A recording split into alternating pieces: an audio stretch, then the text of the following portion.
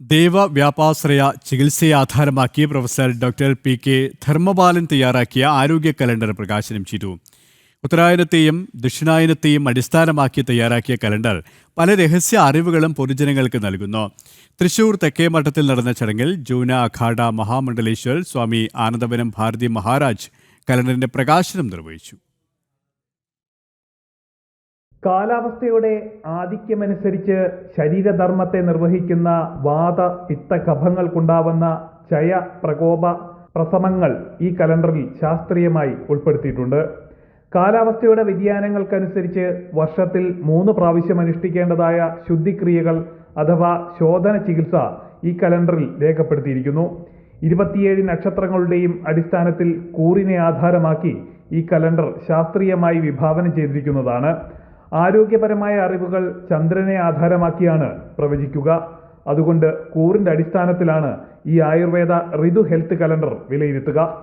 ഓരോ കാലമനുസരിച്ച് ഓരോ ഋതു അനുസരിച്ചൊക്കെ ഈ സ്ഥലങ്ങളെ മുഴുവൻ സംയോജിപ്പിച്ചുകൊണ്ട് ആരോഗ്യകരമായ ഒരവസ്ഥ നമ്മുടെ ശരീരത്തിനും മനസ്സിനും എങ്ങനെ സാധ്യമാക്കാം.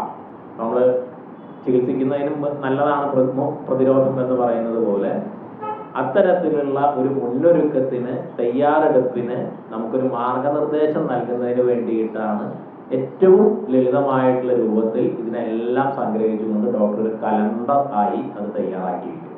ഹോരശാസ്ത്രപ്രകാരം ജനനരാശി അടിസ്ഥാനപ്പെടുത്തി ശരീരത്തിലെ അവയവങ്ങൾക്ക് സംഭവിക്കാവുന്ന വികാരങ്ങൾ കലണ്ടറിൽ ഉൾപ്പെടുത്തിയിരിക്കുന്നു. പല ആരോഗ്യ രഹസ്യങ്ങളും വ്യക്തമാക്കി തരുന്ന കലണ്ടറാണിത്. ശരീരത്തിലെ 13 സ്രോതസ്സുകളുടെ മൂല അവയവങ്ങളെ അടിസ്ഥാനമാക്കിയും സംഭവിക്കാവുന്ന വികാരങ്ങളെ സംബന്ധിച്ച് തയ്യാറാക്കിയ രഹസ്യ കലണ്ടർ കൂടിയാണിത്. ചടങ്ങിൽ സാമൂഹിക പ്രവർത്തകൻ കെ.ജി. വേണുഗോപാൽ, നടുവിൽ മഠം ഇളമുറ സ്വാമിയാർ, പാർത്ഥസാരഥി ഭാരതി സ്വാമികൾ, കൗൺസിലർ പൂർണിമ സുരേഷ് തുടങ്ങിയവർ സന്നിഹിതരായിരുന്നു. ജനം, തൃശൂർ.